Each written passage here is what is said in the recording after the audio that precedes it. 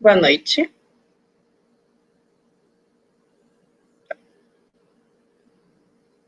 Boa noite, todo mundo. Tudo bem com vocês? Vamos lá, né? Vamos começar aqui. Vou começar primeiro falando, né, sobre... Quero agradecer o convite e quero agradecer a participação de todos. E vamos falar um pouquinho sobre drenagem. O rio começa aqui. Vamos lá. Antes de eu começar a falar, eu vou fazer uma pequena apresentação, né? Meu nome é Jossandra, eu sou engenheira civil, eu tenho mestrado em clima e ambiente e com foco na área de recursos hídricos. Atualmente eu sou professora e coordenadora do curso de Engenharia Civil na Marta Falcão. Então, agora que eu fiz essa pequena apresentação para vocês saberem sobre mim, eu vou começar, né, a falar um pouco, dar uma introdução para a gente falar um pouco da drenagem. O rio começa aqui. Quando a gente fala de drenagem, a gente começa falando com o quê? Com água. A água, ela envolve os recursos hídricos e saneamento. Popularmente falando, tudo é saneamento, mas dentro de saneamento você tem diversas áreas, certo? E aqui o que, que nós temos? Nós temos a água, nós temos que ela se divide em recursos hídricos e saneamento. O recurso hídrico, ele na verdade, ele foca em tudo que é matéria-prima, né? Ele tem o foco de preservar. O saneamento, ele já visa a saúde e já visa prevenir.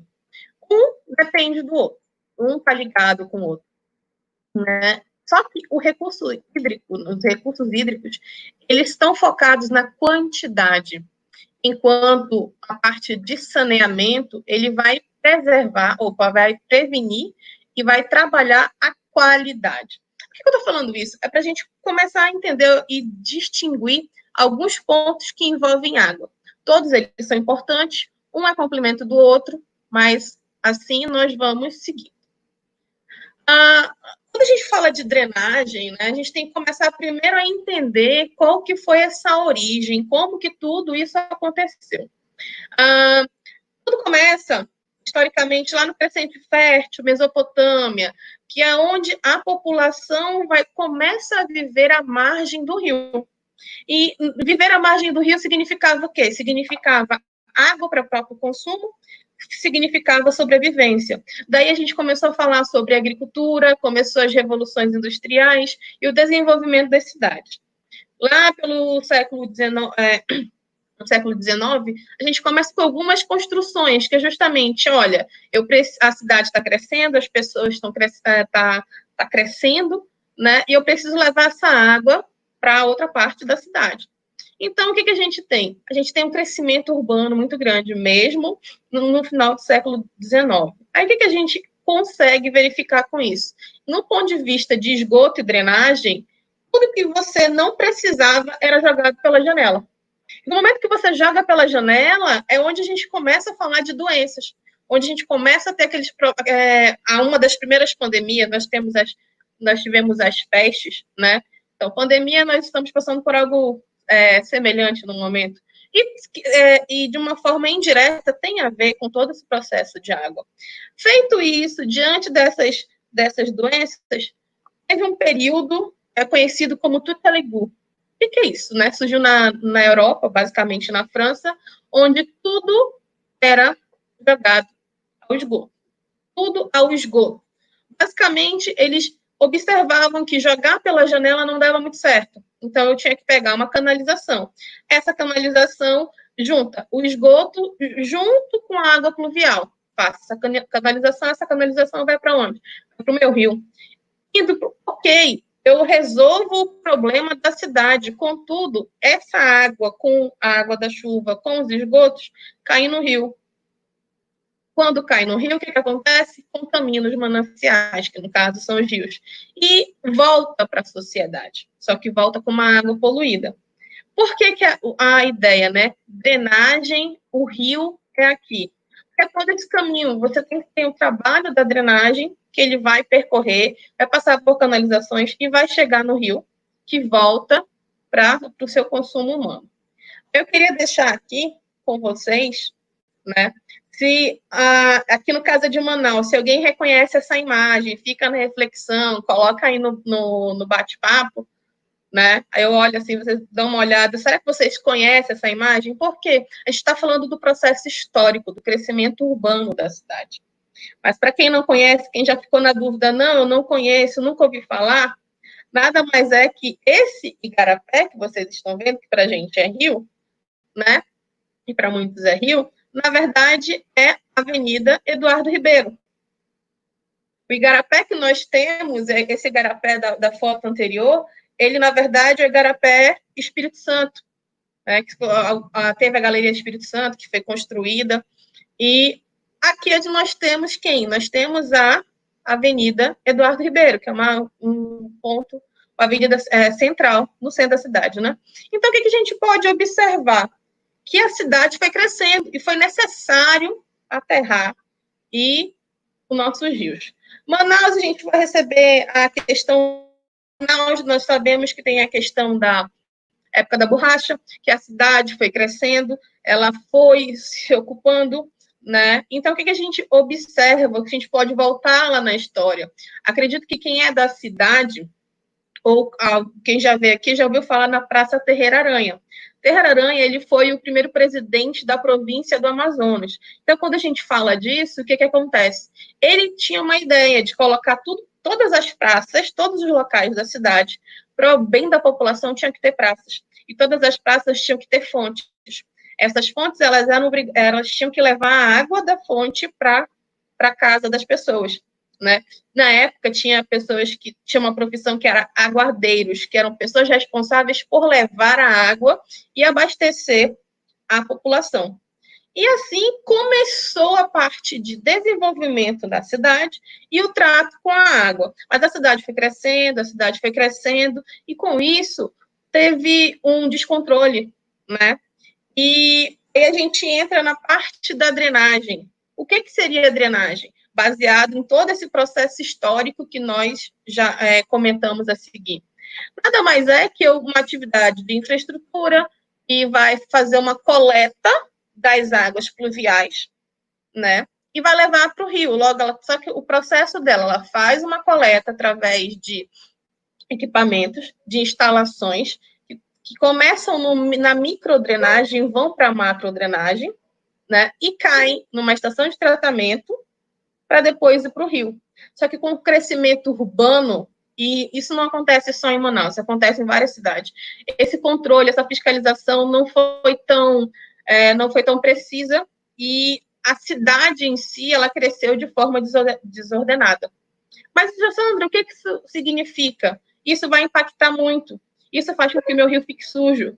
Por quê? Porque todo o caminho que aquela água está percorrendo faz parte do dia a dia da população.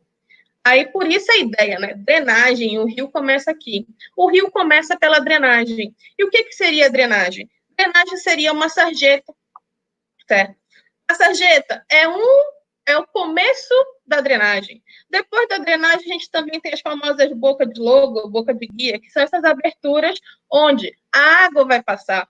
Só que qual que é o maior problema? Às vezes não passa só água.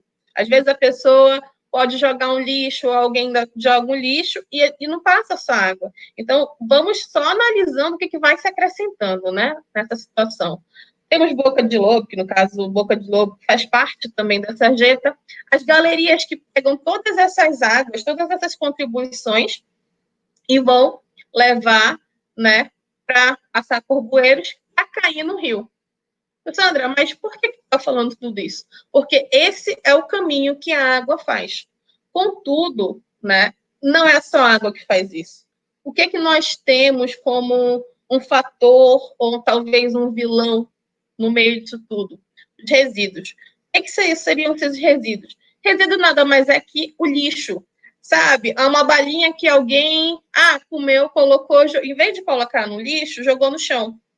É um papel que, em vez de você vai brincar de jogar, de acertar no lixo, você erra, cai, mas você não pega. É a garrafa plástica, é uma garrafa de vidro. Então, são resíduos oriundos da população que caem, e provavelmente vão obstruir a passagem dessa água. Só que esses resíduos, eles vão para onde? Eles vão para o rio. Então, se eu não tenho uma drenagem, porque isso faz parte do processo de drenagem, se eu não tenho um planejamento, isso vai me dar problema. E quais seriam esses problemas? Né?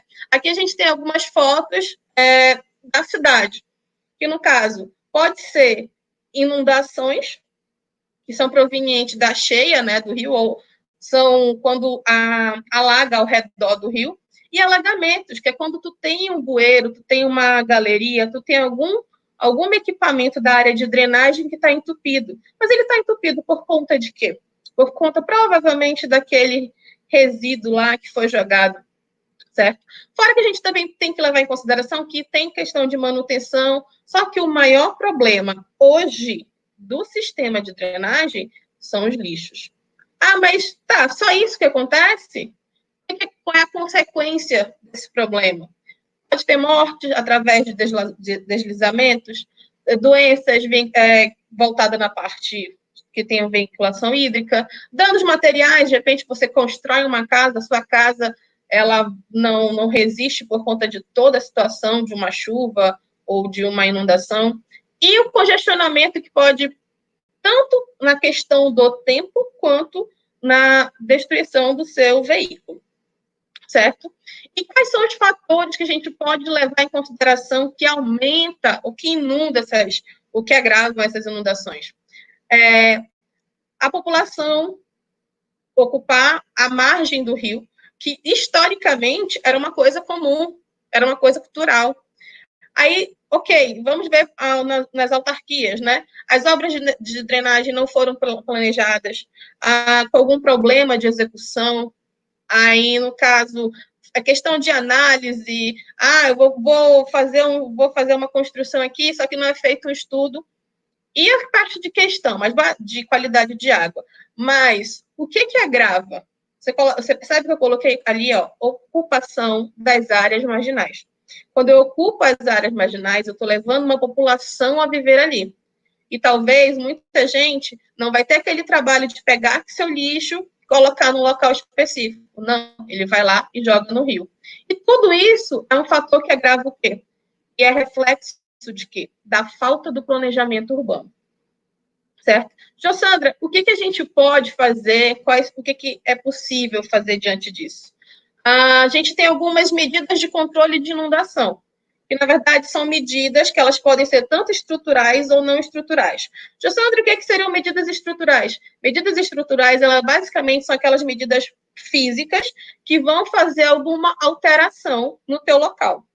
Elas são divididas em intensiva e extensiva. A intensiva, ela vai provocar uma alteração brusca. Por exemplo, eu vou ter que fazer uma canalização em um igarapé que ele está muito poluído e talvez eu tenha que mudar alguns cursos, né? A extensiva são pequenas construções físicas, mas que elas vão me dar um resultado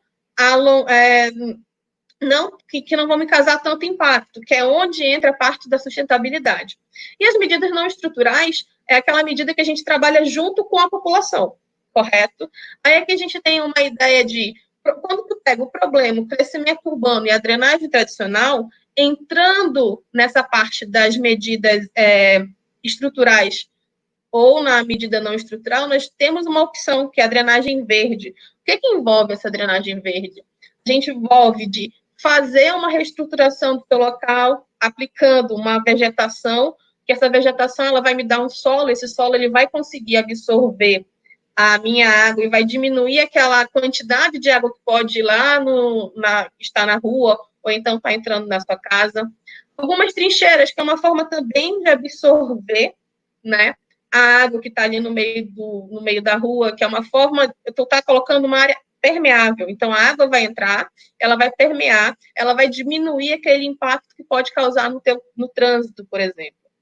Vala gramada, são aquelas que vai fazer diminui, né? Tu tira um degrau, faz um estudo no local para fazer uma parte permeável. São técnicas, são estudos que, além de resolver na parte de inundação ou com problemas de água, ele vai ter a parte urbanística do local ou da cidade, né? Aí a gente tem também fazer aquele resgate dos rios. O que seria o resgate dos rios? É justamente fazer construções à margem do rio para resgatar a identidade do rio, uma vez que o rio ele tem uma memória. Se você tem um rio e você é a terra do lado dele, não estranhe se no passar do tempo vai alagar, porque ele tem aquela memória, não é aquela parte só da superfície. Tem toda a estrutura do teu solo que ele vai dizer, olha, aqui lá atrás foi rio. Então, se chover muito, vai alagar. Então, esteja ciente disso. Quando você reestrutura a margem, você diminui esse impacto. Aí aqui a gente já entra na parte dos wetlands, que são tratamentos utilizando plantas, que no caso, ele vai tratar aquela água que está caindo, vai filtrar e vai fazer a parte de urbanização ou dar um visual melhor para o local. Aí aqui eu tenho o meu favorito, que é o pavimento permeável. Essa foto é de uma atividade que eu fiz junto aos meus alunos, né? E aqui, no caso, são vários tipos de pavimentos com vários tipos de materiais. Tem materiais regionais, onde a gente fez um estudo para ver qual que era melhor, né? Qual que melhor ficava em determinados locais. Olha, esse pavimento que é feito de isopor, com um agregado de isopor, ele pode ser alocado em estacionamentos. Esse com resto de resíduos sólidos, o de resto de construção, ele já é mais resistente, ele já pode ir para áreas que têm um impacto maior, né? Então, foi uma atividade que a gente fez e eu gosto muito e é uma parte muito boa, está em crescimento, né? Que você pode colocar pavimentos permeáveis, que você faz o processo de urbanização, você tem um processo construtivo, mas está sendo de uma forma sustentável e está facilitando, está permeando, diminuindo a quantidade de água no local. Aí aqui eu tenho uma foto com o pessoal, né? E, assim, para a gente não ficar só na parte estrutural, é bom lembrar e falar um pouco das necessidades não estruturais. O que seriam essas necessidades não estruturais? Seriam trabalhar programas de educação ambiental. Não adianta você ter a melhor obra se você não educa a sociedade que vai fazer uso, né? Só que não adianta você só fazer o processo de educação, você tem que fazer uma regulação e você tem que controlar todo esse movimento. Diante disso, amplia e monitora as águas urbanas. Se você for fazer uma análise, não tem em algumas cidades, se eu for pegar em Manaus, são pequenos os pontos em que tem esses programas de monitoramento. E diante desses programas de monitoramento, a gente consegue ampliar questão de alerta, previsão de inundação, não somente com aquela que acontece todo ano na cidade, e sim cria uma educação com a sociedade para valorizar e entender que o fato dela estar jogando aquele lixo no rio, ou o comportamento dela no dia a dia, pode estar lá na frente provocando uma inundação ou algum acidente residencial, do ponto de vista de drenagem. Aí eu queria finalizar deixando essa mensagem, né? É bem legal, quando a gente está falando de drenagem, quando a gente fala de água, tudo que envolve a parte urbana, nós tem a parte dos resíduos, tem a parte do lixo, tem todo esse caminho. Aí eu queria que vocês pensassem, deixassem assim, refletissem. Toda vez que vocês forem jogar algo fora, repensa. Não existe fora. Aí fica aí a reflexão, certo? Aí no mais aqui eu tenho algumas referências. E muito obrigada pela atenção de todos.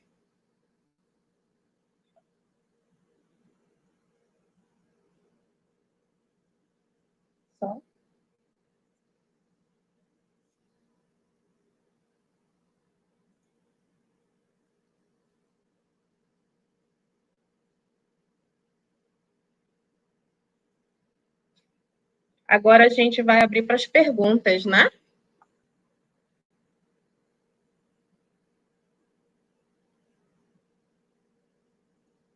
Deixa eu ver aqui. A Carla perguntou: as galerias do Igarapé do Espírito Santo ainda existem? Existem. Fala as galerias do ponto de vista de drenagem, né? Porque a gente tem aquela que foi feita para a parte comercial. Mas ainda existe, a gente tem que verificar sempre a parte de manutenção. É sempre bom dar uma olhada. Se você entrar no centro, elas precisam só de uma manutenção. Não, aí no caso, Carla, essa Boca de Lobo possui boas galerias em Manaus, aí depende do teu trecho, depende do local, a gente tem que fazer uma verificação, mas eu posso te garantir que questão de manutenção na cidade, ela é muito precária. Né? Não é feita uma manutenção, só quando acontece algum acidente ou está na iminência de acontecer algum acidente. Mari, atualmente em Manaus existem projetos públicos ou privados para tomar drenagem mais eficiente nas áreas suscetíveis a alagamento? Parabéns, obrigada. Olha, eu sei que existem alguns projetos, a questão desses projetos é por conta da legislação, que ela ainda está passando por processo de atualização. No final do ano passado, estava se fechando. Então, a gente tá nessa transição de autorizar, de legalizar. Projetos públicos e privados, a gente tem pequenos projetos. Prosamin, ele teve alguns pontos que atuava na parte de drenagem, mas eu não consigo te dizer com mais detalhes a quantidade.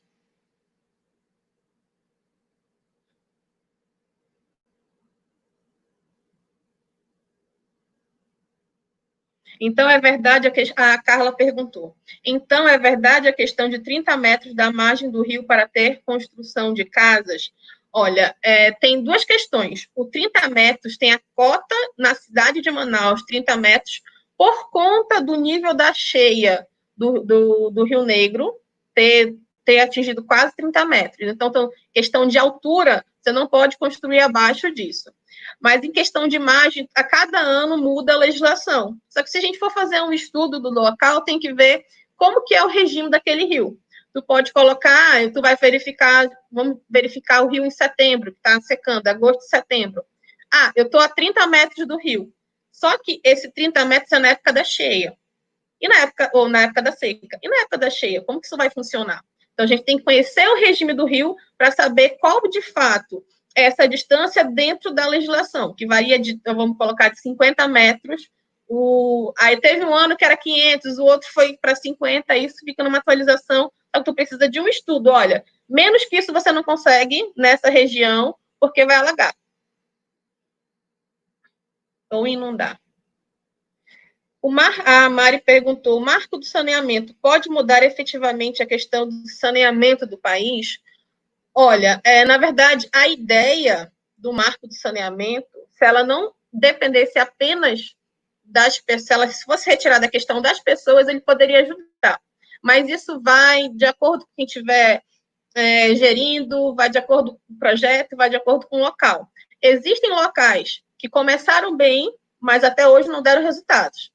E tem outros que dão muito resultado. Isso vai de questão de... Eu acredito que é mais uma questão de gestão do que uma questão da ideia em si.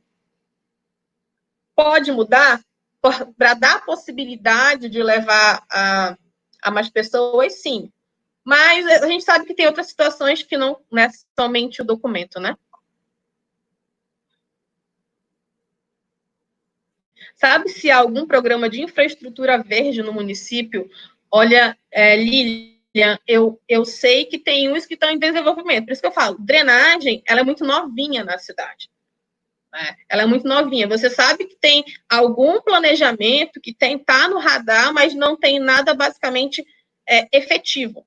O que você conhece são daqueles projetos antigos, como o Prosamin, por exemplo. E a parte de infraestrutura verde é de revitalização das ruas. Obrigada, Letícia. O Heleno também, muito obrigada. Obrigada, gente.